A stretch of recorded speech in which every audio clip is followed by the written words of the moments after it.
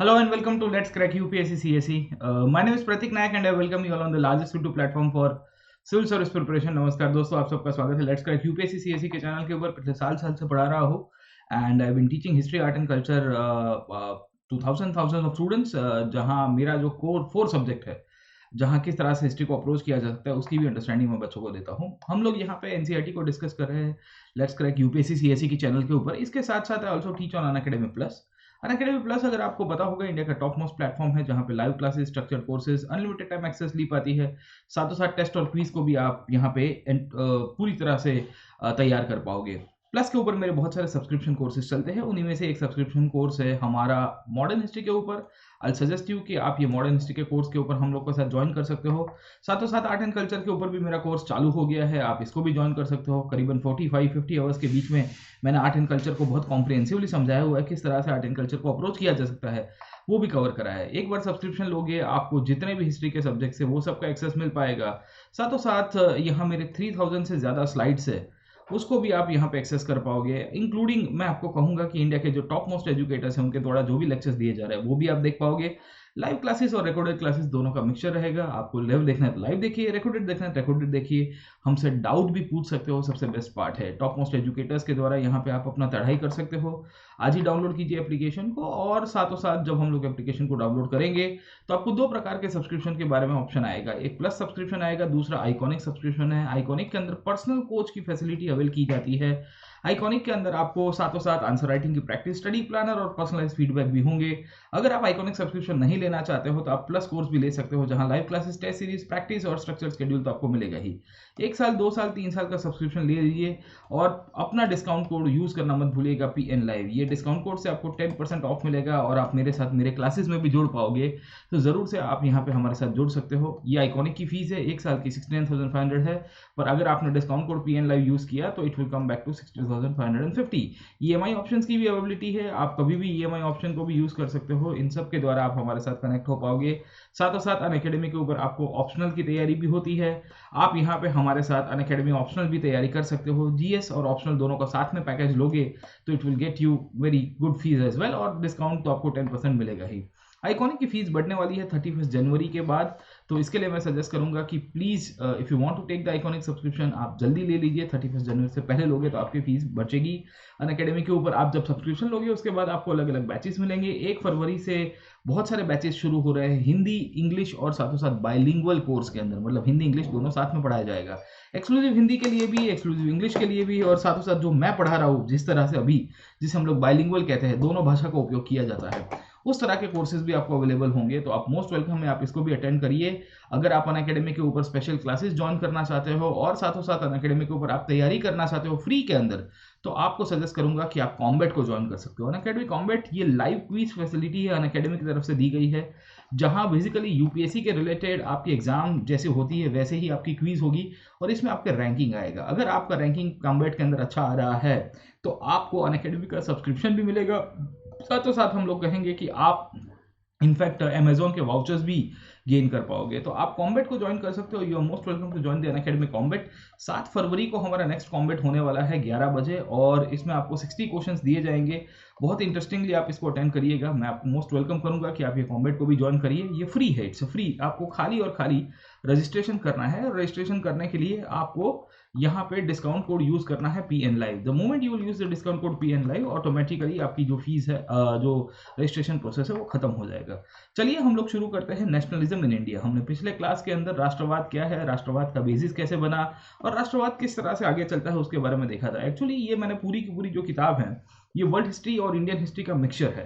तो standard 10th की NCERT में ऐसे तो दूसरे भी चैप्टर दिए हुए, there are other chapters as well. मैं दूसरे चैप्टर्स एक्चुअली बाद में कराऊंगा, जो अभी इनफैक्ट निकाल दिए हैं, मतलब एनसीईआरटी ने अभी रखे नहीं है, बट मैं उसको भी कराऊंगा क्योंकि वो वर्ल्ड हिस्ट्री के अंदर हमारे कवर हो जाएंगे। अब आप समझने की कोशिश करिए, मैंने आपको पिछले क्लास के अंदर बहुत इंटरेस्टिंगली नेशनलिज्म की जो पूरी की पूरी विचारधारा है उसको समझाया था और आपको बताने की कोशिश की थी कि राष्ट्रवाद कहाँ से आया है, राष्ट्रवाद का बेसिस क्या बनता है। ठीक है, तो ये जो मॉडर्न नेशनलिज्म है, आधुनिक राष्ट्रवाद की, जिसे हम लोग विचारधारा के रूप में पहचानते हैं, इसकी शुरुआत 1789 के फ्रांस की क्रांति से होती है। पहली बार तो हमको पता चलता है कि फ्रेंच रिवॉल्यूशन हो तब शुरुआत हुई, over a period of time France की रिवॉल्यूशन के बाद बेसिकली हमको पता चलता है कि यूरोप में 1800s का जो पीरियड था उस दौरान काफी सारा राष्ट्रवाद का फैलावा हुआ। 1815 के अंदर वियना कांग्रेस के अंदर राष्ट्रवाद को दबाने की कोशिश की गई। उसके बाद 1830 और 1848 के अंदर दो बड़े रिवॉल्यूशंस हुए, 1830 and 1848 revolutions.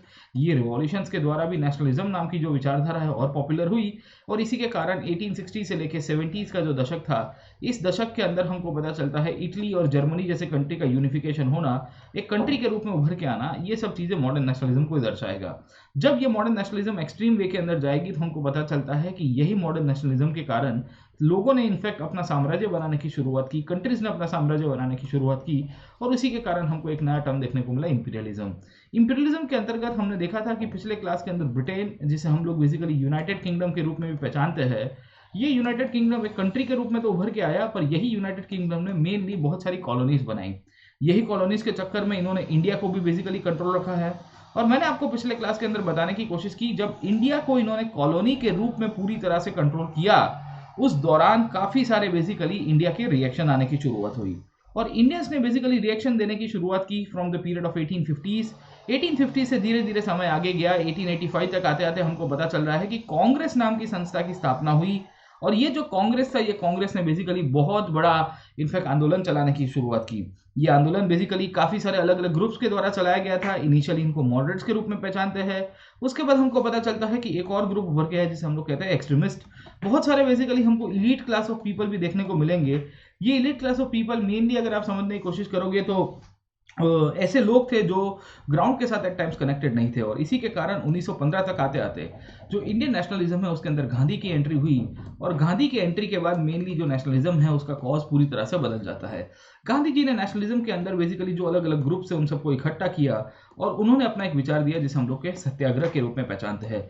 In the previous class अगर आपको याद होगा तो मैंने आपको सत्याग्रह क्या है उसके बारे में बहुत सारी चीजें समझाई थी, सत्याग्रह की डेफिनेशन दी थी, सत्याग्रह क्यों किया गया था उसके बारे में, और गांधी जी सत्याग्रह के पीछे क्या सोचते हैं वो भी मैंने आपको बताया था। इनफैक्ट हमने पिछले क्लास के अंदर ये भी देखने की कोशिश की थी कि जो पूरी की पूरी सत्याग्रह है इसकी विचारधारा गांधी जी ने अफ्रीका के अंदर रखी थी, और अफ्रीका के अंदर उन्होंने बेसिकली आंदोलन भी किए थे सत्याग्रह को लेके, जहां एक मार्च निकाला था उन्होंने, जब ट्रांसवाल और जो जो जो मेनली नताल स्टेट था उसके बीच में बॉर्डर्स को क्लोज कर दिया गया था। साथों साथ इंडिया के अंदर आके गांधी जी ने चंपारण के अंदर सत्याग्रह किया। चंपारण के साथ साथ हमने पिछले क्लास के अंदर देखने की कोशिश की कि गांधी जी अहमदाबाद के अंदर भी सत्याग्रह करेंगे, और गांधी जी फाइनली कहाँ सत्याग्रह करते हैं, खेड़ा के अंदर। तो in the 3 sessions, in the previous sessions we have discuss Champaran, Ahmedabad and Kheda. ये 3 सत्याग्रह को हमने डिस्कस किया था। आज हम लोग उससे थोड़ा आगे जाने की कोशिश करेंगे और समझने की कोशिश करेंगे कि इंडियन नेशनलिज्म को गांधी जी किस तरह से एक नया दौर देने की, एक नया दिशा देने की कोशिश करते हैं साहब, ठीक है ना।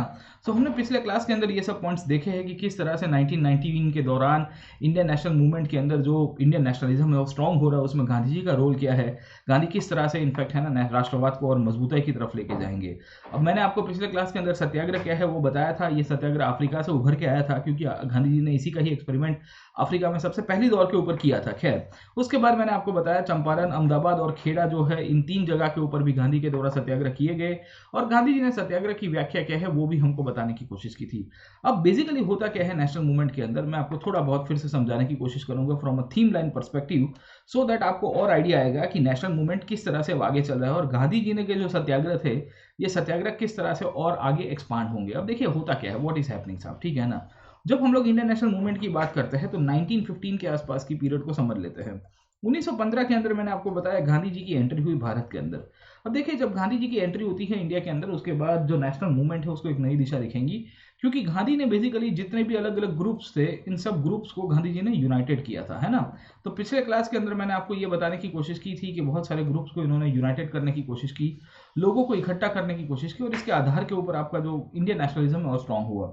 समय धीरे धीरे आगे चलता है और हमको पता चल रहा है कि जो इंडियन नेशनलिज्म का जो पूरा बेसिस है गांधीयन पर्सपेक्टिव के हिसाब से, उसमें गांधी जी ने 3 बड़े बड़े सत्याग्रह कराए। एक तो चंपारण का सत्याग्रह कराया, चंपारण के साथ साथ खेड़ा का सत्याग्रह कराया, और खेड़ा के साथ साथ अहमदाबाद का सत्याग्रह कराया। अब देखिए ये तीनों की तीनों जो सत्याग्रह हो रहे थे भारत के अंदर, ये 3 सत्याग्रह के अंदर गांधी जी काफी सक्सेसफुल रहते हैं, क्योंकि ये सब स्पेसिफिक इश्यूज थे, कोई पीजेंट्स के रिलेटेड थे, कुछ मिल वर्कर्स के रिलेटेड थे, पर यहाँ पे गांधी जी को काफी सक्सेस मिला साहब, है ना। तो इसके बाद क्या होता है, व्हाट इज हैपनिंग, कि 1915 का जो पीरियड है उस दौरान गांधी जी काफी सारे सत्याग्रह करा रहे हैं, गांधी पॉपुलर हो रहे हैं, उसी के कंटेम्प्रेरी पीरियड के अंदर इंडिया में एक और आंदोलन हो रहा है जिसका नाम है होम रूल मूवमेंट। अब देखिए, होम रूल मूवमेंट जो है वो दो लोग चलाते थे उस टाइम पे। एक का नाम था एनी बेसेंट, आपने सुना होगा नाम, एनी बेसेंट आयरलैंड की लेडी थी जो इंडिया के अंदर आके बसी हुई है, और वो बेसिकली इंडियंस की बहुत सारी डिमांड, इंडिया की जो पॉलिटिकल और कल्चरल अपलिफ्टमेंट है उसके लिए काफ़ी मांग कर रही थी साहब, ठीक है। दूसरे आपको बाल गंगाधर तिलक दिखेंगे जो ऑलरेडी इनफैक्ट काफ़ी सारे समय से एक्टिव थे नेशनल मूवमेंट के अंदर, और इन्होंने भी ये होम रूल मूवमेंट को काफ़ी तवज्जो देने की कोशिश की थी।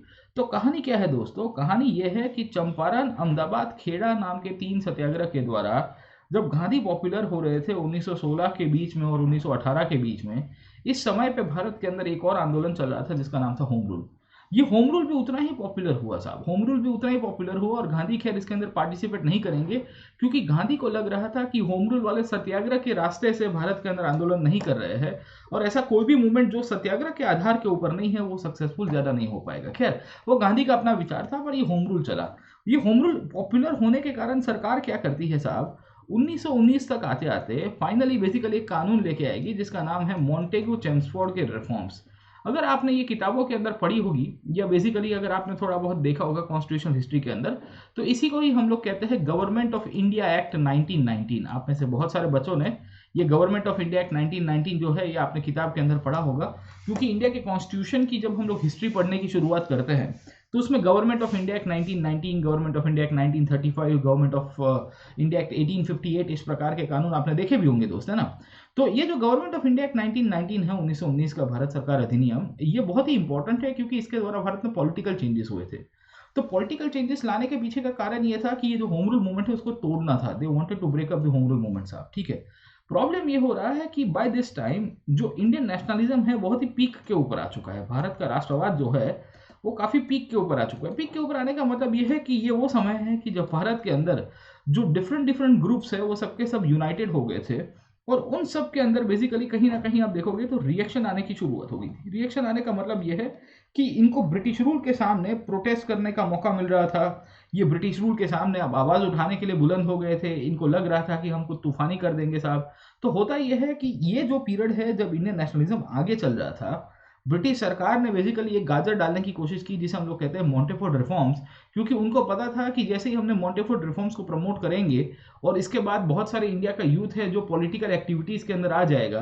पॉलिटिकल एक्टिविटीज के अंदर आने के कारण क्या होगा कि इनका जो नेशनल मूवमेंट का जो बेस है वो थोड़ा बहुत कहीं ना कहीं हम लोग कहेंगे कि कमजोर होगा। पॉलिटिकल एक्टिविटी का मतलब यही होगा कि इन लोग को जो उस दौरान आपकी काउंसिल्स बनती थी, ये काउंसिल्स के अंदर सदस्य बना दिया जाएगा। सादी भाषा में हम लोग कह सकते हैं कि अगर आप प्रोटेस्ट कर रहे हो तो सरकार आपको उस समय के अंदर मेंबर ऑफ पार्लियामेंट बना दे, उसके समकक्ष कोई पोजीशन के ऊपर बिठा दे, तो ऑटोमेटिकली आपका प्रोटेस्ट खत्म हो जाएगा और आपको लगेगा कि नहीं भाई, हमको हमारी रोटी मिल गई, हमको हमारा पावर मिल गया साहब, ठीक है। तो क्या किया सरकार ने, दो चीजें की। एक तो इंडिया की पॉलिटिकल एक्टिविटी को उसने डाइवर्ट करने के लिए मॉन्टेगू चेम्सफोर्ड के रिफॉर्म्स निकाले। दूसरी बेसिकली जो लोग थे, खास करके जो यूथ हुआ करता था, जिसके अंदर बहुत सारी अधीरापंथी थी। अधीरापंथी होने का मतलब बेसिकली ये जो यूथ था ये बहुत ही नाराज था। ये यूथ को लग रहा था कि ब्रिटिश सरकार हम लोग को जो लॉलीपॉप दे रही है मॉन्टेगू चेम्सफोर्ड रिफॉर्म से, उससे कुछ नहीं होगा, हमको तो स्वराज ही चाहिए, और ये स्वराज के आधार के ऊपर हम लोग हमारा आंदोलन हमारे हिसाब से चालू रखेंगे। और ये जो यूथ था उसमें से बहुत सारे क्रांतिकारी भी हुआ करते थे। तो बिकॉज 1919 का समय बहुत ही क्रांतिकारी जो समय से गुजर रहा है, तो बेसिकली यहाँ पे जो यूथ था उनमें से बहुत सारे लोग रिवॉल्यूशनरी एक्टिविटीज की तरफ जाने की कोशिश कर रहे हैं। They are going towards the idea of revolutionary activities. अब आप समझने की कोशिश करिए कि आपका जो युवा है वो रिवॉल्यूशनरी एक्टिविटीज की तरफ जा रहा है। पॉलिटिकल एक्टिविटी में बहुत सारे लोग इनफैक्ट ऑलरेडी एक्टिव हो रहे हैं मॉन्टेगू चेम्सफोर्ड रिफॉर्म्स के द्वारा। तो होम रूल की तो कमर टूट जाती है, होम रूल पूरी तरह से कमजोर हो गया। होम रूल की कमर टूट गई, यूथ को रिवॉल्यूशनरी एक्टिविटीज की तरफ ना जाने के लिए, और अगर कोई जाता है तो उसको पकड़ने के लिए सरकार ने कानून पास किया जिसका नाम था रॉलेट एक्ट साहब, ठीक है ना। तो जब ये रॉलेट एक्ट पास होता है सरकार के द्वारा मार्च 1919 के पीरियड के दौरान, तो उसी के सामने गांधी जी एक और सत्याग्रह करेंगे जिसे हम लोग क्या कहेंगे, रॉलेट सत्याग्रह साहब, ठीक है ना। तो ये जो रॉलेट एक्ट है ये 1919 में आया। ये क्यों आता है, क्योंकि भारत का जो युवा है वो जाग उठा है। भारत का युवा जाग उठा है, इसके कारण भारतीय युवा ने कहा कि अगर इनफैक्ट भारत को आज़ादी नहीं मिलती है, स्वराज नहीं मिलता तो हम अपने रास्ते से लेंगे। और इसी के कारण सरकार कानून लेके आई रॉलेट एक्ट। ये जब रॉलेट एक्ट पास किया जाता है 1919 के अंदर, याद रखेगा, ये जब रॉलेट एक्ट पास किया जाता है 1919 के अंदर, तो इसी के सामने आपको क्या मिलता है दोस्त, रिएक्शन मिलेगा। और क्या रिएक्शन मिलता है, the reaction that you will get during this period, the reaction that you will get during this period will be in the form of the Rowlatt सत्याग्रह साहब, ठीक है। अब सवाल ये आया था कि ऐसा तो क्या कानून के अंदर था, what was the provisions in that law, कि गांधी जी इसके कारण सत्याग्रह करने की, उजागर करने की बात करते हैं साहब, ठीक है। रॉलेट एक्ट के अंदर जो प्रोविजंस डाले हुए थे, ये प्रोविजंस बहुत ही नास्टी थे। जैसे इसमें लिखा गया था कि if you are basically arrest, अगर आपको अरेस्ट किया जाता है अंडर दिस एक्ट, तो आपको कोई भी ट्रायल नहीं फेस करना पड़ेगा। मतलब ये है कि आपको कोई जज के सामने नहीं लेके जाएगा, आपको कोई भी जूरी के सामने नहीं रखा जाएगा, और डायरेक्टली आपको जेल के अंदर डाल दिया जाएगा, समझे कि नहीं समझे। तो यू कैन इमेजिन कि एनी पर्सन, अगर आप किसी को अरेस्ट कर रहे हो, आपको लग रहा है, आपको शंका लग रही है कि ये तूफान कर रहा है, ये कुछ आंदोलन करने वाला है, ये कोई राइटिंग कर रहा है, किसी का हिंसा करने वाला है, तो अगर आप किसी को बेसिकली पकड़ रहे हो तो आपके पास एविडेंसेस तो होने चाहिए। आपको मेनली इनफैक्ट जो पकड़ने का आधार है वो तो क्लियर होना चाहिए, और पकड़ने के बाद वो तो जज डिसाइड करेगा कि ये बंदे को जेल में डालना है या उसको बेल दे देनी है या पुलिस कस्टडी में देना है साहब, ठीक है। ये तो कहानी क्या है कि अरेस्ट करने के बाद डायरेक्टली आपको जेल में डाल दिया, ये कहाँ का लॉजिक है साहब। आपको जज के सामने नहीं लेके गया, आपको बोला गया कि आपको कोई भी लॉयर की आवश्यकता नहीं होगी, आपको कोई वकील रखने की आवश्यकता नहीं है, हम ही बेसिकली सीधा आपको जेल में डाल देंगे। तो ये सारी भाषा में देखोगे तो जो इंडिविजुअल लिबर्टी का कंसेप्ट, जिसके आधार के ऊपर मॉडर्न डेमोक्रेसी लगी हुई है, उसका हनन होने की बात हो रही थी साहब, ठीक है ना, क्योंकि व्यक्तिगत स्वतंत्रता सबको है। दूसरा पॉइंट हम लोग कहते हैं कि भारत के अंदर एक प्रोसेस तब तक एस्टेब्लिश हो गया था जिसे हम लोग कहते हैं प्रोसीजर एस्टेब्लिश बाय लॉ। सारी भाषा में आपको दिखेगा कि विधि द्वारा स्थापित प्रक्रिया का पालन तो होना ही चाहिए। अब विधि ये कहती है सारी भाषा में, अगर कोई भी लॉ होता है कि अगर आपको पकड़ा आज की तारीख में पुलिस ने, तो पुलिस पकड़ के सब आपके एविडेंसेस इकट्ठा करेगी और ये एविडेंसेस जज साहब को दिए जाएंगे। जज साहब इवेंचुअली, अगर आप देखोगे, पुलिस के एविडेंसेस के ऊपर डिसीजन लेंगे कि आपको बेल चाहिए या आपको बेसिकली जेल में जाना है साहब, ठीक है। यहाँ तो ये हो रहा है कि कानून के अंदर ही ये सब चीजें लिख दी गई कि आपको पकड़ के सीधे सीधा अरेस्ट करके जेल में डाल दिया जाएगा। क्यों? क्योंकि गवर्नमेंट जो है, गवर्नमेंट नहीं चाहती है कि भारतीय युवा बाहर आए। गवर्नमेंट नहीं चाहती है कि भारत का जो युवा है, अब नींद से जो जागा उठा है और खास करके जो बड़े बड़े आंदोलन में भाग ले रहा है, वो इनफैक्ट उभर के बड़ी मात्रा में रास्ते के ऊपर आ जाए। तो इसके कारण ही ये था कि गांधी जी को लगा कि ये कानून डिस्क्रिमिनेटरी है, समझे कि नहीं समझे। तो because Gandhi ji saw that the law is discriminatory, ये जो कानून है ये डिस्क्रिमिनेटरी है, ये जो कानून है ये इंडिविजुअल लिबर्टी के अगेंस्ट में है साहब। ये जो कानून है इसे हम लोग कह सकते हैं कि जो लॉ की नेचुरल प्रिंसिपल है, ये इसी को ही हम लोग प्राकृतिक न्याय के सिद्धांत कहते हैं, नेचुरल जस्टिस के जो प्रिंसिपल्स है इसके भी अगेंस्ट में है। क्योंकि सामान्य रूप से आप कोई भी छोटा बच्चा होता है, अगर आपको उसको भी डांटना हो तो उसको आप मौका देते हो कि बेटा ये तुमने किया है कि नहीं किया, सच बताना साहब, ठीक है। यहाँ तो कुछ नहीं, किसी ने कुछ भी किया कि ना किया, पकड़ के सीधा जेल में डाल दिया साहब, है ना। तो कहानी ये चलती है कि ये जो रॉलेट का कानून था, ये रॉलेट के कानून के सामने मेनली इनफैक्ट एक आंदोलन की शुरुआत हुई जिसे हम लोग कहेंगे रॉलेट सत्याग्रह। और जब ये रॉलेट सत्याग्रह चल रहा था तो इसका ऑल इंडिया इम्पैक्ट पड़ता है, पूरे भारत के ऊपर इम्पैक्ट पड़ेगा। और इसी के इम्पैक्ट के अंतर्गत 1919 के अंदर अमृतसर के अंदर, अगर आपको पता होगा तो जलियांवाला बाग करके जो जगह है, ये जलियांवाला बाग के अंदर बहुत सारे लोग इकट्ठे हुए थे। ये बैसाखी का दिन था, 13 अप्रैल 1919 के दिन। और ये 1919 के 13 अप्रैल के दिन जब लोग इकट्ठे हुए थे तो जनरल डॉयर वहां पे जाता है और उसने जाने के बाद आपको पता है कि क्या किया, व्हाट दे डिड साहब, ठीक है ना। तो यू कैन इमेजिन कि over a period of time जो रॉलेट सत्याग्रह था उसको दबाने के लिए खास करके पूरे भारत के अंदर और पंजाब के अंदर जलियांवाला बाग की घटना हो गई, जिसके बाद गांधी जी ने रॉलेट सत्याग्रह को वापस खींच लिया। खैर, तो ये तो रॉलेट एक्ट की पूरी बैकग्राउंड थी। मैं आपको बता रहा था कि आपको 2-3 पता होने चाहिए कि व्हाट इज रॉलेट एक्ट साहब, ठीक है। दूसरा पॉइंट है why Rowlatt act, Rowlatt act को क्यों लाया गया है। रॉलेट एक्ट के साथ साथ हमको ये समझने की आवश्यकता है कि रॉलेट एक्ट का जो बेसिस है उसके पीछे का जो फीचर्स है ये क्या है, ये कानून किस तरह से चलता है और कानूनी प्रावधान क्या कहते हैं साहब, ठीक है ना। So what do we find कि रॉलेट एक्ट क्यों आता है साहब, गेटिंग माय पॉइंट, है ना। तो हमको पता चलता है कि मेनली इनफैक्ट रॉलेट एक्ट आता है, उसके पीछे का कारण ब्रिटिश सरकार थी और गांधी जी को लग रहा था कि 1919 तक आते आते ये जो रॉलेट एक्ट पूरी तरह से भारत के अंदर लागू किया गया है उसके सामने मुझे सत्याग्रह करना चाहिए। मैंने आपको बताया कि रॉलेट एक्ट एक ऐसा कानून था जिसका बहुत लोगों ने विरोध किया था। इनफैक्ट इंपीरियल लेजिस्लेटिव काउंसिल जो ब्रिटिश संसद उस टाइम पे हुआ करती थी, उसके अंदर बहुत सारे लोगों ने उसका विरोध करते हुए इनफैक्ट राजीनामा, मतलब जिसे हम लोग क्या कहते हैं, रेजिग्नेशन कहते हैं, वो भी देने की कोशिश की थी। इनफैक्ट ये कानून इतना खराब था, इसके लिए इतिहास के अंदर इसको ब्लैक एक्ट के रूप में भी दर्जा दिया गया है। It has been called as black act, है ना। तो इसको ब्लैक एक्ट कहते हैं। उसके पीछे का कारण भी शायद यही है कि भाई देखिए, इन्होंने जो कंडीशन क्रिएट की है, ये कंडीशन के आधार के ऊपर बहुत जो है मेनली इनफैक्ट काफ़ी सारा डेवलपमेंट हो रहा है साहब, ठीक है ना। तो व्हाट डू वी सी, हमको क्या देखने को मिलता है कि जो पूरी की पूरी जो सेटअप क्रिएट किया गया है, we come to know that ये जो इंपीरियल लेजिस्लेटिव काउंसिल है, ये इंपीरियल लेजिस्लेटिव काउंसिल का जो कानूनी प्रावधान था वो बहुत ही गलत था साहब, ठीक है। और ये कानून के द्वारा जो भी पॉलिटिकल एक्टिविटीज इंडिया के अंदर चल रही है, खास करके पॉलिटिकल प्रिजनर्स जो राजकीय रूप से आंदोलन कर रहे हैं, इनको विदाउट ट्रायल 2 साल के लिए जेल में डालने की बात की गई है। मतलब आप सब पकड़ के चलिए कि आज आप अरेस्ट होगे तो पहले 2 साल तक आप जेल में रहोगे, उसके बाद आपकी कोर्ट के अंदर कोई प्रक्रिया शुरू होगी। सादी भाषा में ये प्रिवेंटिव डिटेंशन था। अब आप देखोगे तो इंडिया के कॉन्स्टिट्यूशन के अंदर भी आपको प्रिवेंटिव डिटेंशन दिखेगा, ऐसा नहीं है कि नहीं दिखता है साहब। If you see the Indian constitution, we do get the clauses of preventive detention. ये जो प्रिवेंटिव डिटेंशन हमको इंडिया के कॉन्स्टिट्यूशन के अंदर देखने को मिलता है, इसकी खासियत क्या है, what is the significance of the preventive detention that we find in the Indian constitution साहब, ठीक है। So what do we see कि ये जो प्रिवेंटिव डिटेंशन का जो क्लॉज है, प्रिवेंटिव डिटेंशन का जो बेसिस बना है इंडियन संविधान के अंदर, वो आर्टिकल 22 के आधार के ऊपर आपको दिखेगा साहब। और उसके अंदर बोला गया है कि कोई भी इंसान को अगर प्रिवेंटिव डिटेंशन में पकड़ा भी जाए तो मैक्सिमम 3 मंथ्स तक अलाउड है साहब, है ना। तो 3 महीने तक आपको पकड़ा जा सकता है। 3 महीने के बाद तो आपकी कोर्ट के अंदर पेशी होनी है और कोर्ट डिसाइड करेगा साहब। उसमें भी बहुत सारे आपको देखा होगा कि एक हाई कोर्ट की कमेटी बैठती है। ये हाई कोर्ट की कमेटी के अंदर 3 जजेस होंगे। ये लोग पहले आपके प्रिवेंटिव डिटेंशन को अप्रूव करेंगे, उसके बाद बेसिकली आपका प्रिवेंटिव डिटेंशन चलेगा।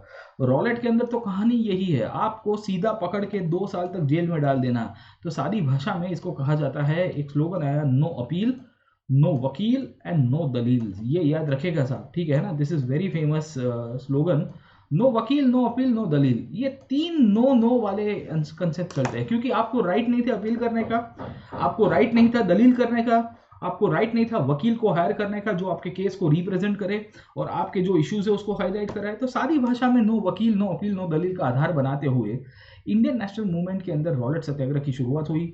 गांधी जी ने डिसाइड किया कि मैं नॉन वायलेंट तरीके से फिर से सिविल डिसोबीडियंस करने की शुरुआत करूंगा और भारत के अंदर 6 अप्रैल के दिन बेसिकली एक ऑल इंडिया हड़ताल की शुरुआत करूंगा साहब। भारत के अलग अलग विस्तारों के अंदर, शहरों के अंदर बेसिकली हड़ताल की शुरुआत हुई। रेलवे के अंदर हड़ताल की शुरुआत हुई, दुकानों का बंद होने की शुरुआत होती है। और ओवर पीरियड ऑफ टाइम लोग इतने गुस्सा थे ब्रिटिश सरकार से, तो एक अपसर्स की शुरुआत होती है। अपसर्स का मतलब है थोड़ी बहुत वायलेंस की शुरुआत होती है। बहुत लोगों ने ब्रिटिश लाइन्स ऑफ कम्युनिकेशन को उछालने की कोशिश की, रेलवेज और टेलीग्राफ की लाइनों को तोड़ने की कोशिश की, और over a period of time अब लोगों ने थोड़ी बहुत रिएक्शन देने की कोशिश की। तो ब्रिटिश एडमिनिस्ट्रेशन ने डिसाइड किया कि भाई तुमने अगर हमारे अथॉरिटी के सिंबल्स को तोड़ा है, आपने रेलवे की लाइन को नुकसान पहुंचा है, आपने टेलीग्राफ की लाइन को नुकसान पहुंचा है, आपने गवर्नमेंट के ऑफिस के ऊपर पत्थर मारा है, तो तुम्हारी तो पिटाई होगी। We find that many of the leaders were picked up from Amritsar. बहुत सारे नेताओं को पकड़ पकड़ के इनफैक्ट जेल में डाला गया। गांधी जी को बोल दिया गया कि हम आपको टूर नहीं करने देंगे। अब Gandhi eight that time was travelling towards Delhi, तो उनको वहां पे रास्ते में रोक दिया जाता है कि नको, तुम आओगे तो यहाँ से और हिंसा होगी साहब। धीरे धीरे समय आगे चलता है। 10 अप्रैल तक आते आते अमृतसर के अंदर बेसिकली और भी फायरिंग हुआ, और फायरिंग होने के कारण जो बेसिकली आपके आंदोलनकारी थे उन्होंने बहुत सारे पब्लिक प्लेसेस के ऊपर बेसिकली अटैक करने की शुरुआत की। अब देखिए होता क्या है, आंदोलन 6 अप्रैल को पूरे भारत में शुरू होना था साहब। 10 अप्रैल तक आते आते इसके अंदर वायलेंस हो गया। अब जब वायलेंस होता है तो गवर्नमेंट ने यहाँ पे एक कानून लागू किया जिसका नाम है मार्शियल लॉ। अब मार्शियल लॉ क्या होता है, क्या भारत के संविधान के अंदर आपको मार्शियल लॉ मिलता है साहब, ठीक है। तो मार्शियल लॉ की डेफिनेशन आपको नहीं मिलेगी। सादी भाषा में जब मिलिट्री के हाथ में लॉ एंड ऑर्डर का पावर आता है और मिलिट्री डिसाइड करती है कि हमको क्या करना है, किस तरह से, वो मार्शल लॉ के रूप में दिखेगा। उस टाइम पे बेसिकली हमको पता चलता है कि पंजाब की जो मिलिट्री थी वो जनरल डॉयर के हाथ में थी। जनरल डॉयर ने बेसिकली मार्शल लॉ लागू किया हुआ था। उसने कह दिया था कि अब मेरा कमांड है, मैं डिसाइड करूंगा कि यहाँ पंजाब में लॉ एंड ऑर्डर को कैसे रिस्टोर करना है, लोग जो आंदोलन कर रहे हैं रॉलेट सत्याग्रह के सामने उनको किस तरह से चुप करना है, सब कुछ मैं डिसाइड करूंगा। अब होता यह है कि पंजाब में उस समय पे 2 लीडर को अरेस्ट किया गया था। एक का नाम था सत्यपाल, याद रखेगा, एक का नाम था सत्यपाल और दूसरे का नाम था डॉक्टर सैफुद्दीन किचलू। क्या नाम था? डॉक्टर सैफुद्दीन किचलू। सैफुद्दीन किचलू और सत्यपाल ये दोनों के दोनों ऐसे लीडर थे जो पंजाबी मासिस के लिए काफ़ी अपना इंपॉर्टेंस रखते थे। इन दोनों को अरेस्ट करने के कारण जो पंजाब के लोग थे काफ़ी नाराज थे और इन सब ने बेसिकली 13 अप्रैल के दिन इकट्ठा हुए और इन्होंने बेसिकली जब इकट्ठा हुए तो इन्होंने प्रोटेस्ट करना शुरू किया at a place called as Jallianwala Bagh. Jallianwala Bagh वही जगह है जो अमृतसर के अंदर आई हुई है। ये वही जगह थी जहाँ पे उस दौरान बेसिकली पंजाब के अंदर जो बैसाखी का त्यौहार है उसके भी सेलिब्रेशन हो रहे थे। तो लोग शांति प्रिय रूप से, निहत्थे रूप से ये जो बैसाखी का सेलिब्रेशन है वो कर रहे थे। बहुत ही लार्ज क्वांटिटी के अंदर क्राउड इकट्ठा हुआ था और इन दिस कंडीशंस हमको पता चलता है कि यहाँ पे पंजाब के अंदर जो गवर्नमेंट के जो स्टेप्स लिए गए थे, जो बैसाखी का त्यौहार हो रहा था, उन सब के बेसिस के ऊपर लोग इकट्ठे हुए। अब आधे लोगों को तो पता भी नहीं था कि यहाँ पे मार्शल लॉ लागू हो गया है, क्योंकि गांव के लोग थे, गांव वालों को उस टाइम पे इंफॉर्मेशन भी पता नहीं थी। आजकल तो क्या है कि तुरंत ही व्हाट्सएप या आपके सोशल मीडिया के माध्यम के द्वारा हमको पता चल जाता है कि भाई चलो गवर्नमेंट ने ये दोनों स्टेप्स लिए हैं और तुरंत ही इसी के आधार के ऊपर हम लोग मेनली कुछ कर सकते हैं साहब, ठीक है ना। बट इन दिस केस हमको ये केस के अंदर पता चल रहा है कि जो आउटसाइड के सिटी के लोग थे, आउटसाइड सिटी के लोग का मतलब क्या है साहब, जो बाहर रहने वाले लोग थे उनको कुछ नहीं पता था साहब, ठीक है। तो ये जो कंडीशन क्रिएट की गई है, ये जो कंडीशन यहाँ पे क्रिएट की गई है, इसी के कारण based on this situation we come to know that law and order का सिचुएशन क्रिएट हो रहा है। लोग बेसिकली बाहर से बड़ी मात्रा के अंदर आ रहे हैं और जनरल डायर को लग रहा था कि मुझे इनको सबक सिखाना पड़ेगा। What did general Dyer did, है ना, जनरल डायर ने क्या किया, व्हाट ही डिड साहब। जनरल डायर बेसिकली क्या करता है, बहुत इंटरेस्टिंगली आप समझने की कोशिश करोगे तो जनरल डायर ने जो भी आपके यहाँ पे एंट्री एग्जिट पॉइंट्स हुआ करते थे उसको ब्लॉक कर दिया साहब, है ना। तो बहुत ही स्मार्ट निकला general Dyer. General Dyer decide करता है कि इतनी बड़ी मात्रा में मुझे पूछे बिना सब लोग आ रहे हैं, तो मैं यहाँ पे बेसिकली ये जो जलियांवाला बाग है उसके एंट्री एग्जिट पॉइंट को ब्लॉक कर दूंगा। I'll be blocking the entry exit points and after blocking the entry exit point, पूरी तरह से इसको ब्लॉक करने के बाद उसने वहां पे फायरिंग करवा दी। आपको भी पता होगा कि ये फायरिंग बहुत ही भारी पड़ती है क्योंकि बहुत सारे लोग यहाँ पे मारे जाएंगे साहब, ठीक है। तो Dyer entered the area, block the exit points, उसने वहां के एग्जिट पॉइंट्स को ब्लॉक कर दिया एंड उसके बाद फायरिंग कराई। करीबन 1500 के आसपास या उससे भी ज़्यादा लोग मारे जाते हैं और इस तरह से पंजाब के अंदर जनरल डायर ने जो हत्याकांड किया उसके कारण उसने कहा कि ये तो बहुत अच्छी बात है क्योंकि भारत के लोगों को नैतिकता की असर पड़ेगी। उनको पता चलेगा कि देखिए आप ब्रिटिश रूल के सामने पड़ोगे, आप ब्रिटिश अथॉरिटी को अंडरमाइन करोगे, ब्रिटिश राज के सामने अगर आप कुछ करने की कोशिश करोगे तो आपकी पिटाई भी की जा सकती है। तो यू कैन इमेजिन कि क्या सिचुएशन क्रिएट होती है। आप सोच सकते हो कि किस प्रकार की सिचुएशन क्रिएट होती है। जो सत्याग्रही का माइंड है, सत्याग्रही की जो कंडीशन है वो किस तरह से चल रही है साहब, ठीक है ना। सो माइंड ऑफ द सत्याग्रही, जो पूरा का पूरा सेटअप है वो उसको उसने तोड़ने की कोशिश की साहब, है ना। तो इस तरह से हमको पता चल रहा है कि जो नेशनलिज्म है, ये नेशनलिज्म की विचारधारा पंजाब के अंदर बहुत चल रही थी और आपकी ये जो सत्याग्रह चल रहा है अपना, मेनली क्या कहते हैं अपना रॉलेट सत्याग्रह, रॉलेट सत्याग्रह के अंदर ये जलियांवाला बाग का हत्याकांड हो गया साहब, ठीक है ना। तो in this situation we come to see that Rowlatt Satyagraha के सामने जनरल डायर ने जो कंडीशन क्रिएट की है बहुत खराब थी। पंजाब के गली खुपचों में जाके लोगों को पकड़ा जाता था और उनको कहा जाता था कि आपने हमारे सामने बेसिकली आंदोलन किया है, हम आपको रगड़ रगड़ के मारेंगे साहब, है ना। तो इसके लिए आप देखोगे तो एक शब्द दिखा गया है crawling orders. What do you mean by the word crawling orders? Crawling orders का मतलब ही आपको रेंग के चलना साहब, है ना, घिसट के चलना। तो इस तरह से आंदोलनकारियों को पकड़ा गया था, इनको पनिश किया गया था। जलियांवाला बाग के अंदर जो घटना हुई वो तो बहुत दुखद घटना थी। It was one of the most saddest I would say events in to the history of India and in the world as a whole, क्योंकि इस दौरान जो कंडीशन क्रिएट की गई है वो बहुत खराब सिचुएशन की तरफ जाती है साहब, है ना। तो इन सब सिचुएशन में हमको पता चल रहा है कि पंजाब के अंदर ये जो 10 अप्रैल 13 अप्रैल के दिन और खास करके 13 अप्रैल के दिन जो इवेंट हो रहे हैं बहुत ही सैड इवेंट्स थे, बहुत ही खराब इवेंट्स थे और इसके बाद बहुत सारी हिंसा और होगी साहब। अब ब्रिटिश सरकार इससे नाराज थी, भारत के लोग भी इसके नाराज थे, दोनों साइड के ऊपर अब रिएक्शन आने की शुरुआत होती है। गेटिंग माय पॉइंट, है ना। तो we come to see that as the news of the Jallianwala Bagh spread, crowds took to the truth in many North Indian towns। तो भारत के लोग बेसिकली रास्ते के ऊपर आ गए कि भाई जनरल डायर तूने हमारे इतने लोगों को मारा, हम लोग यहाँ पे आपको पनिश करने के लिए आ जाएंगे साहब, है ना। तो वी सी दैट वहाँ पे बहुत सारे लोग रास्ते के ऊपर आ गए, स्ट्राइक्स होती है, क्लैशेस होते हैं, भारत के अलग अलग विस्तारों के अंदर लोग हड़ताल करने की शुरुआत करेंगे, पुलिस के सामने बेसिकली पढ़ने की शुरुआत करते हैं, गवर्नमेंट बिल्डिंग्स के ऊपर अटैक किए जाते हैं, multiple things will take place साहब, है ना। बहुत सारी चीज़ें आपको इस दौरान देखने को मिलेगी जो ब्रिटिश अथॉरिटी के सिंबल्स के ऊपर अटैक किया जाएगा साहब। अब आप देखिए कि पहले पब्लिक शांति प्रिय रूप से जो पॉलिटिकल एजिटेशन था वो नॉन वायलेंस था साहब, समझ में आया आपको, ठीक है। पहले पॉलिटिकल एजिटेशन कैसा था, नॉन वायलेंट था। नॉन वायलेंट होने का मतलब ये है कि उसके अंदर ज़्यादा हिंसा होने की शक्यता नहीं थी। पर जैसे ही ये जलियांवाला बाग की केस होती है, जैसे ही जलियांवाला बाग का इंसिडेंट हुआ, उसके बाद आप भारत के लोग क्या चुप बैठेंगे? आपको लगता है कि भारत के लोग चुप बैठेंगे साहब? उसके बाद हमको एक्सट्रीम रिएक्शन दिखेगा।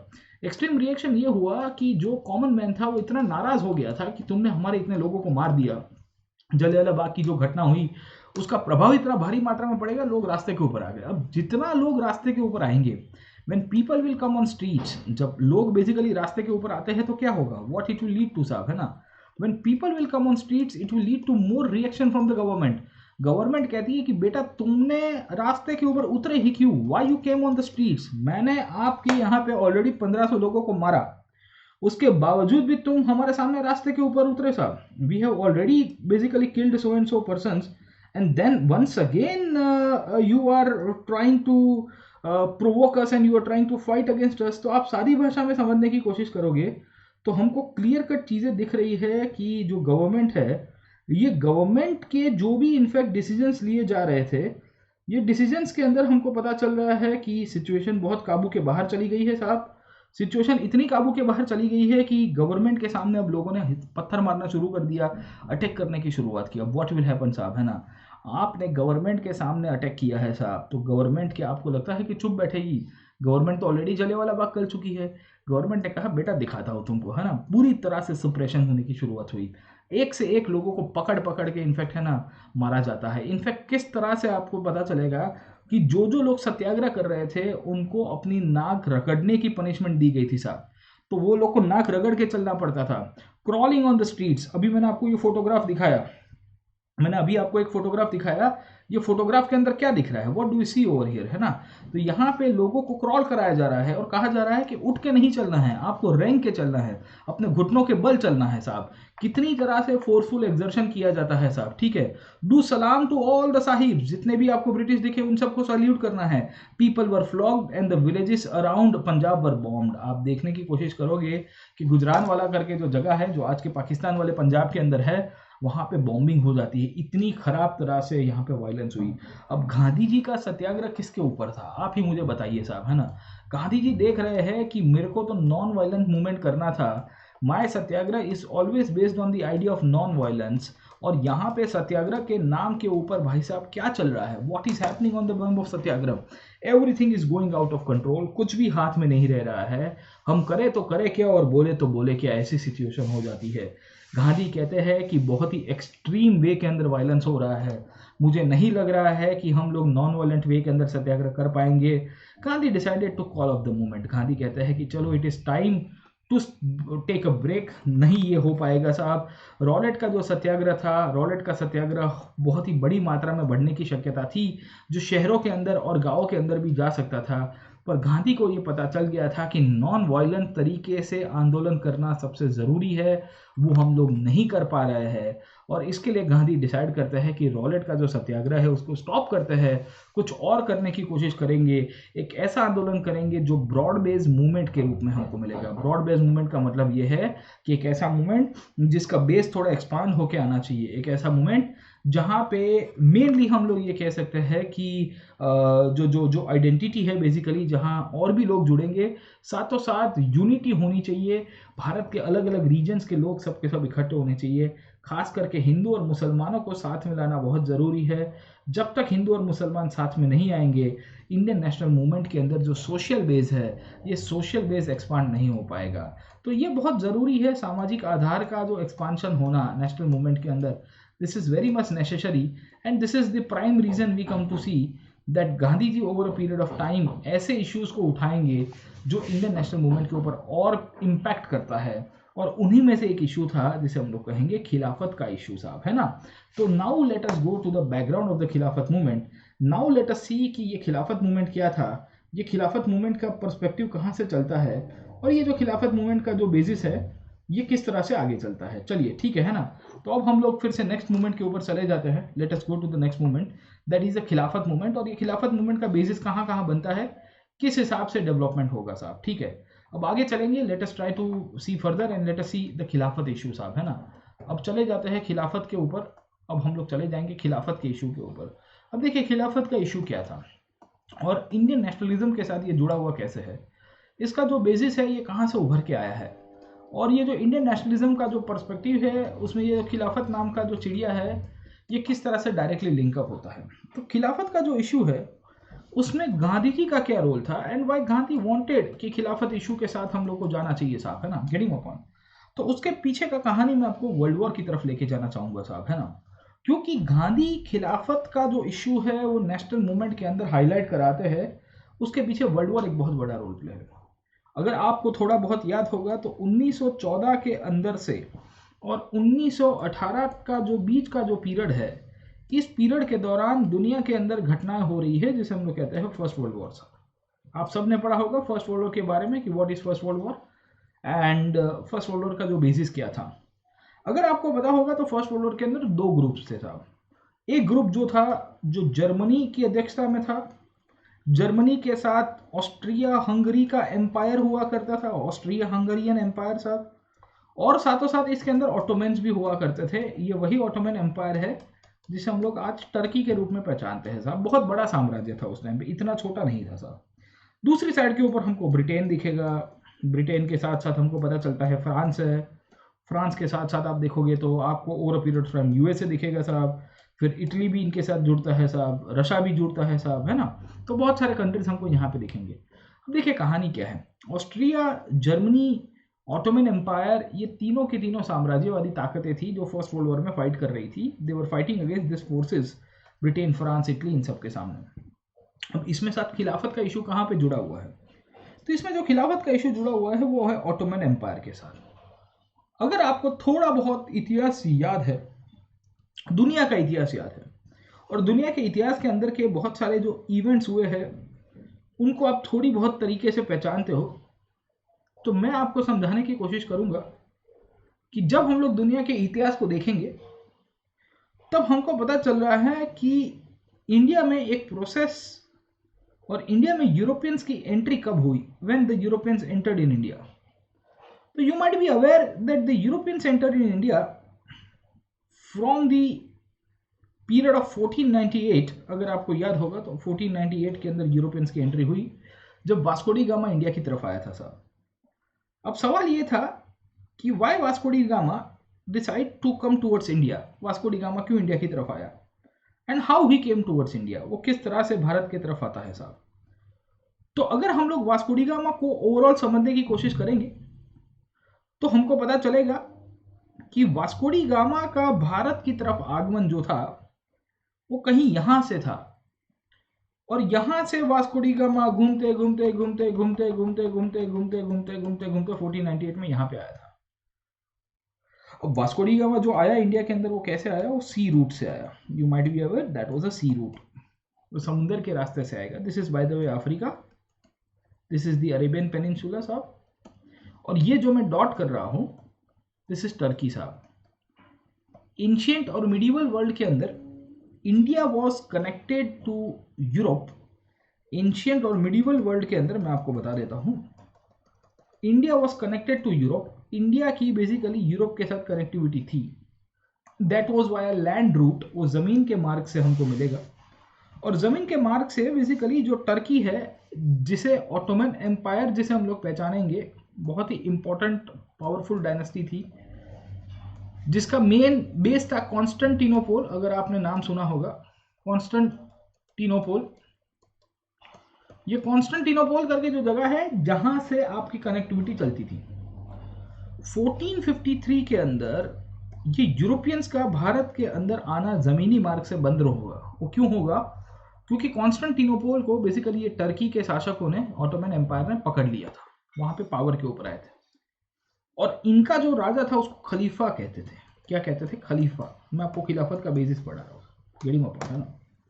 सो व्हाट डू वी सी, हमको पता चल रहा है कि एक दो कंडीशन ऐसी उभर के आई, we do get the condition in such a way that ये जो खलीफा करके जो अथॉरिटी उभर के आ रही है, ये खलीफा नामक अथॉरिटी जो है, इसने बेसिकली पूरा का पूरा यूरोप के ऊपर, इंक्लूडिंग आपका जो अफ्रीका का नॉर्दर्न रीजन है, साथों साथ अरेबियन पेनिनसुला वाला रीजन है, और साथों साथ वेस्ट एशिया है, इन सब जगह के ऊपर अपना एम्पायर बनाया था।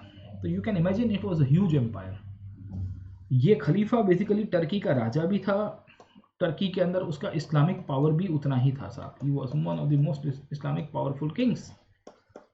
इस्लाम का प्रचार करने वाला कहते थे उसको। He was considered as a person जो इस्लाम का प्रचार करेगा, धर्म का प्रचार करेगा, ये सब पॉइंट्स। अब कहानी ये है कि फर्स्ट वर्ल्ड वॉर जब हुआ ना 1914 ऑनवर्ड से, और 1914 से 1918 तक की जो भी घटनाएं हुई, इस पीरियड के दौरान कंडीशन ऐसी क्रिएट हुई कि यहाँ पे जो टर्की का राजा है वो किसके साथ फाइट कर रहा था? उसके मित्र थे जर्मनी, उसके मित्र थे बेसिकली कौन थे? आपके ऑस्ट्रिया। ये सब के सब कंबाइंड फोर्सेस में फाइट कर रहे थे, और ये सब के सब 1918 तक आते आते हार गए। They lost. इनको हरा दिया गया। किसके द्वारा हराया गया? ब्रिटेन के द्वारा, फ्रांस के द्वारा, अमेरिका आया, इटली आया। अब ये लोग हार गए साहब। तो आप समझने की कोशिश करिए कि हिस्ट्री जो है वो किसके द्वारा लिखा जाता है। History is written by the victor powers. इतिहास जो है ऐसे लोगों के द्वारा लिखा जाता है जिन्होंने बेसिकली इतिहास को जीता है या युद्ध को जीता है। यहाँ पे विक्टर पावर्स कौन थे साहब? इंग्लैंड था, फ्रांस था, इटली था, यूएसए था। ये सब फोर्सेस बेसिकली विक्ट्री फोर्सेस थे। हारे हुए कौन से लोग थे साहब? तो मैंने आपको बताया Germany, Austria and Turkey. Turkey के अंदर का जो राजा था, जिसे हम लोग कहेंगे खलीफा, ऑस्ट्रिया के अंदर भी राजाशाही थी, और जर्मनी के अंदर भी आप देखोगे तो राजाशाही दिखेगी। सब जगह पे आपको किंग दिखेंगे, सब जगह पे आपको मोनार्की दिखेगी। ये लोग हार गए थे।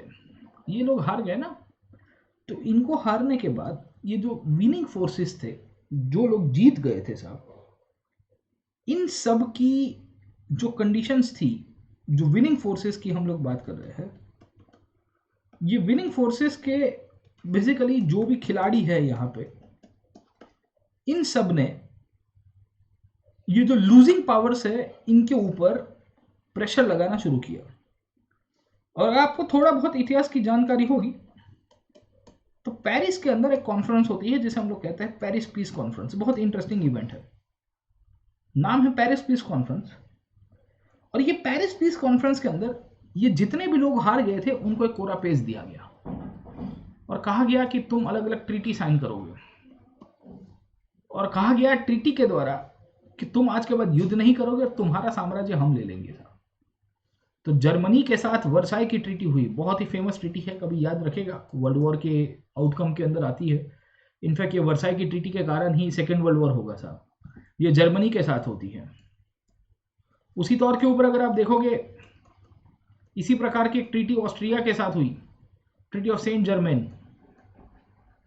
कहा गया कि भाई तुम भी औकात के बाहर नहीं जाओगे साहब, ठीक है। इसी प्रकार की एक और ट्रीटी होती है, ये ट्रीटी होती है ट्रीटी ऑफ सिवरेस। ये सिवरेस की ट्रीटी बेसिकली ऑटोमन एम्पायर के साथ होती है या टर्की के साथ होती है, और टर्की के अंदर जो शासक थे जिसे हम लोग कहते हैं खलीफा, ये खलीफा के एरिया और उसकी कॉलोनीज को ले लिया गया। उसकी जो भी इनफैक्ट टेरिटरीज थी, ये टेरिटरीज ब्रिटेन और फ्रांस ने अपने हाथ में ले ली। बहुत ही स्मार्ट लोग थे, they were very smart. So what they did, they took away the territories, they took away the colonies which were controlled by the Ottoman Empire। और वहां के जो राजा था उसको भी हालत से या उसको भी पावर से हटा दिया। The Khalifa was removed for power साहब।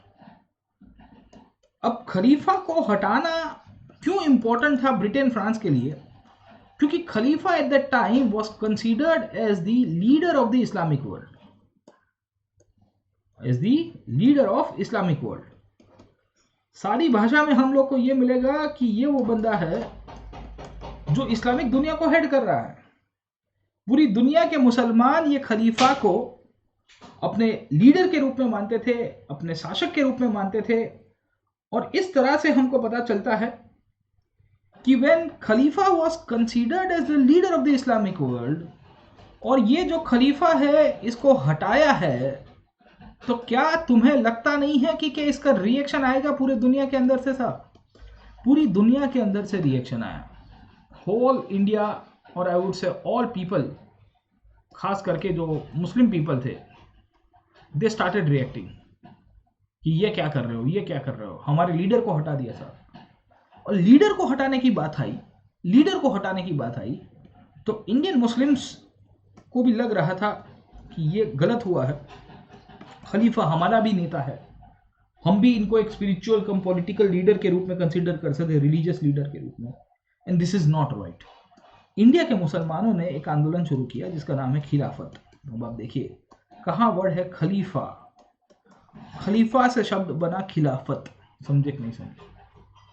खलीफा से शब्द बना खिलाफत, क्योंकि खलीफा का जो साम्राज्य था, जो एम्पायर था, उसको अंग्रेजी के अंदर शब्द के द्वारा लिखा गया था जिसे हम लोग कहते हैं कैलिफेट। क्या कहेंगे? कैलिफेट। तो आप देखिए खलीफा से खिलाफत, ये जो खिलाफत है, ये खिलाफत का इश्यू जो है ये भारत के मुसलमानों ने उठाना शुरू किया। इंडियन मुस्लिम सेड कि ये गलत है, आप हमारे लीडर को इस तरह से नहीं हटा सकते, ये गलत है, हमारे नेता को आप इस तरह से अन्याय नहीं कर सकते। इन सब कंडीशंस के ऊपर से भारत के अंदर जो इंडियन मुस्लिम्स थे, उसमें आपको दो भाई दिखेंगे जिनका नाम है अली ब्रदर्स, अली बंधु के रूप में पहचानते हो उनको, मोहम्मद अली एंड शौकत अली, और भी लोग थे साहब। इन सब ने आंदोलन करना शुरू किया। All they started highlighting the points. और इन्होंने जो आंदोलन करना शुरू किया, सुनिए मेरी बात, इन्होंने जो आंदोलन करना शुरू किया, उसी के आंदोलन के ऊपर से अगर आप देखोगे तो खिलाफत की बेसिस बनती है, और इसी बेसिस के ऊपर हमको पता चलता है कि खिलाफत मूवमेंट जो है इसका डेवलपमेंट होने की शुरुआत हुई। गेटिंग अ पॉइंट है ना? तो हमको पता चला कि द फर्स्ट वर्ल्ड वॉर है वो डिफीट ऑफ ऑटोमन टर्की के साथ होता है। ऑटोमन टर्की पहले विश्व युद्ध के अंदर हार जाती है, मैंने अभी आपको थोड़ी देर पहले बताया। उस समय के दौरान अफवाहें भी चल रही थी कि एक harsh peace treaty in fact impose करने वाली है। किसके ऊपर इंपोज करने वाले हैं? ऑटोमन एम्पायर के ऊपर। ऑटोमन एम्पायर के ऊपर जो पीस ट्रीटी इंपोज की गई उसे हम लोग क्या कहेंगे? Treaty of Sevres. Sevres is a place near Paris, वहां पे ये संधि होती है। और ये जो ऑटोमन एम्पायर था, he was considered as the head of the Islamic world, क्योंकि he was the leader of the Islamic world. इसका एक समय पे दबदबा था साहब। और इसी के कारण जब खलीफा को हटाने की बात की गई, खलीफा के पावर को हटाने की, उसकी सत्ता को लेने की बात की गई, तो क्या हो रहा है साहब? हमको पता चल रहा है कि खलीफा का पावर को बचाने के लिए पूरे वर्ल्ड के अंदर के मुसलमान इकट्ठे हुए थे। इन्हीं मुसलमानों को भारत के अंदर भी 1919 तक आते आते एक्टिविटी मिलती है, और उन्होंने एक कमेटी की स्थापना की जिसका नाम था खिलाफत कमेटी। ये खिलाफत कमेटी 1919 के मार्च के अंदर बनती है जब रॉलेट एक्ट आ रहा है साहब। और उस समय पे मुस्लिम लीडर्स के अंदर आपको मोहम्मद अली और शौकत अली जैसे लोग दिखेंगे साहब, जो उस टाइम पे काफ़ी एक्टिव थे। इनका मानना था कि हमारे नेता के साथ अन्याय हुआ है, और हमारे नेता के साथ अन्याय हुआ, इसके लिए हम लोग यहाँ पे आंदोलन कर रहे हैं। पहले ये जो अली बंधु थे, अली ब्रदर्स, मौलाना मोहम्मद अली और शौकत अली, इन दोनों ने अपना आंदोलन चलाया, और over a period of time इन्होंने गांधी जी के साथ अपने इश्यू को डिस्कस किया। गांधी जी ने कहा कि आप ठीक कर रहे हो, मैं आपको नेशनल मूवमेंट के अंदर इंटीग्रेट करवाना चाहता हूँ। आप जो खिलाफत का इशू है, ये खिलाफत का इशू हमारे साथ शेयर करिए, हम आपको एक ऑल इंडिया बेसिस के रूप में ये पूरा का पूरा नेशनल मूवमेंट में चलाएंगे। और इस तरह से हमको पता चलता है कि 1919 के अंदर जब रॉलेट का सत्याग्रह पूरी तरह से सक्सेसफुल नहीं हो पाता है, बिकॉज हिंसा हो गई थी, 1920 तक आते आते गांधी जी खिलाफत का जो इशू है, ये खिलाफत के इशू को इनफैक्ट इंडियन नेशनल मूवमेंट के अंदर स्वीकारेंगे, और कांग्रेस को भी कन्विंस करेंगे कि हमको भी ये इशू उठाना चाहिए। इस तरह से वी सी दैट 1920 तक आते आते गांधी जी ने सरकार को अल्टीमेटम दिया और कहा कि टर्की के राजा को अगर आपने बेसिकली पावर के ऊपर नहीं बिठाया तो हम लोग कुछ करेंगे। साथों साथ पंजाब के अंदर जो जलियांवाला बाग के अंदर जो घटना हुई है, ये जलियांवाला बाग की घटनाओं का सॉल्यूशन नहीं देंगे तो भी हम लोग कुछ करेंगे। और साथों साथ भारत के लोगों को जो स्वराज चाहिए वो स्वराज नहीं दिया तो भी कुछ करेंगे। लोगों ने कहा कि क्या करेंगे? गांधी जी ने कहा कि अगर आपने हमको पंजाब में न्याय नहीं दिया, टर्की के खलीफा राजा को सत्ता वापिस नहीं दी और भारत के लोगों को स्वराज नहीं दिया, तो मैं आपके सामने एक बहुत बड़ा आंदोलन करूंगा। और यही आंदोलन को हम लोग नॉन कोऑपरेशन मूवमेंट के रूप में पहचानते हैं, असहकार असहयोग आंदोलन के रूप में पहचानेंगे। And this is how we come to know that the non-cooperation movement will be started from the year 1920 onwards. It had three goals. One was the Khalifa issue or the Khilafat issue. The one was the Punjab Jallianwala Bagh issue, जहाँ जलियांवाला बाग के अंदर जो हिंसा हुई वो issue. The third one was the Swaraj. That was the goal of the Congress, क्योंकि अब कांग्रेस जो है रिफॉर्म्स नहीं मांगेगी, कांग्रेस कहेगी हमको भारत के लोगों के लिए स्वराज चाहिए। We want Swaraj and this is one of the reasons हम स्वराज की मांग कर रहे हैं। ये स्वराज के बेसिस के ऊपर हम लोग कुछ इंडिया के अंदर बहुत सारी चीज़ों की डिमांड करेंगे। And this is we see that the national movement was converted. National movement का जो पूरा का पूरा बेसिस था पूरी तरह से बदल जाएगा। और अभी तक बेसिकली जो खिलाफत का इशू था वो खिलाफत के इशू को सितंबर 1920 तक आते आते पूरी तरह से मर्ज कर दिया जाता है। गांधी जी ने कांग्रेस के लीडर्स को कहा कि अब हम लोग नॉन कोऑपरेशन की तरफ जाएंगे, हम लोग खिलाफत को इनफैक्ट सपोर्ट करेंगे और इवेंचुअली हमारा गोल स्वराज की तरफ चला जाएगा।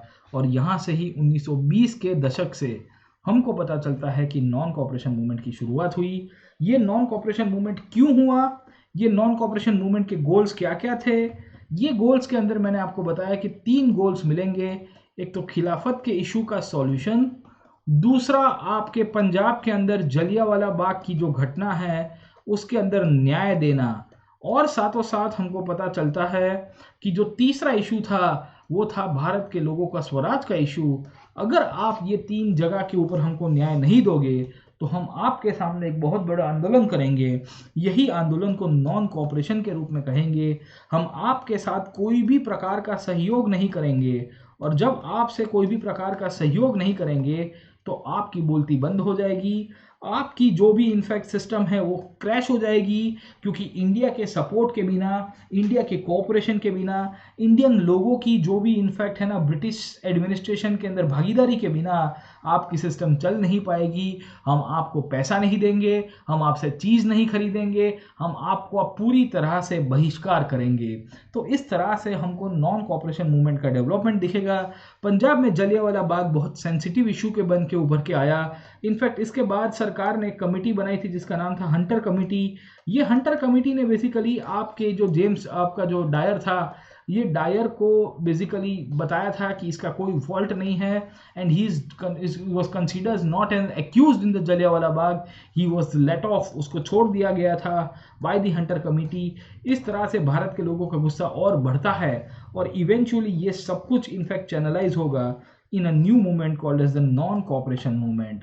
तो इस तरह से इंडियन नेशनल मूवमेंट में एक तीसरा मूवमेंट की शुरुआत होगी जो खिलाफत के साथ ही जुड़ा हुआ मूवमेंट था, पर खिलाफत के कंटिन्यूएशन के रूप में हमको नॉन कोऑपरेशन के अंदर देखने को मिलता है साहब। ठीक है ना? तो आप समझने की कोशिश करिए, हमने अभी तक मेनली जो जो नेशनल मूवमेंट का टॉपिक है ये नेशनल मूवमेंट को तोड़ के पढ़ा है। मैंने आपको बताया 1915 के अंदर गांधी का आगमन, गांधी के आगमन के बाद गांधी जी ने चंपारण, अहमदाबाद और जो खेड़ा सत्याग्रह है वो किए। उसके बाद 1919 तक आते आते इनफैक्ट गांधी जी ने रॉलेट का सत्याग्रह किया, पर रॉलेट के अंदर कुछ सफलता ना मिलने के कारण गांधी जी इसी टाइम के अंदर खिलाफत का इशू उठाते हैं। ये खिलाफत के इशू को 1920 तक आते आते गांधी जी एक नए आंदोलन के अंदर बेसिकली जन्म देंगे जिसे हम लोग कहेंगे नॉन कोऑपरेशन। ये जो नॉन कोऑपरेशन है 1920 से 1922 तक चलता है, पर 1922 में अगर आपको पता होगा तो चौरी चौरा करके जो जगह थी वहाँ पे एक बहुत बड़ी घटना बन गई और इस तरह से एक वायलेंट इंसिडेंट के बाद गांधी जी ने ये आंदोलन को स्टॉप कर दिया। खैर, नॉन कॉपरेशन का एक बहुत ही इम्पैक्टर एस्पेक्ट ये था कि इसके दौरान सोशल बेस बहुत बढ़ता है और पहली बार एक ऑल इंडिया मूवमेंट, मतलब अखिल भारतीय आंदोलन की तरफ इंडियन नेशनल मूवमेंट चला जाएगा। ये नॉन कॉपरेशन क्यों की जाती है, इसके पीछे के क्या क्या बेसिस है, इसके पीछे के क्या क्या फीचर्स रहे हैं, इसको मैं नेक्स्ट क्लास के अंदर पढ़ाऊंगा और आपको समझाने की कोशिश करूंगा कि ये जो असहयोग आंदोलन है क्या सफल था, क्या ये निष्फल था साहब, है ना। तो आज का सेशन हम लोग यहाँ पे कंक्लूड करते हैं। Let us conclude this class today साहब। मैंने आपको बेसिकली काफ़ी सारे पॉइंट्स को समझाने की कोशिश की और मेनली मैंने आपको एक्सप्लेन किया है, आपको पूरी तरह से बहुत ही थीमेटिक वे के अंदर। तो आप समझने की कोशिश करोगे तो आपको इस प्रकार के क्वेश्चंस भी यूपीएससी पूछता है। जैसे आप देखोगे तो एक क्वेश्चन पूछा गया है कि why the Indians were outrage by the Rowlatt act. अरे भाई, आपको पकड़ने के बिना आपको कोई अपील करने की राइट नहीं है, आपको कोई वकील रखने की राइट नहीं है, आपको कोई दलील करने की राइट नहीं है, तो आप क्या हमला क्या हलवा पूरी खाओगे, क्या सीला पूरी खाओगे? आप ऑब्वियस गुस्सा ही करोगे साहब, ठीक है। How the first world war help in the growth of national movement in India. First world war के कारण क्या हुआ था, कल के क्लास में बताया था कि इन्फ्लेशन हुआ, पॉलिटिकल कंडीशंस खराब हो गई, लोगों को पकड़ने की कोशिश की जा रही है और इनफैक्ट फमाइन की सिचुएशन क्रिएट हो गई थी। लोगों का जो गुस्सा था वो सब नेशनल मूवमेंट की तरफ चला गया।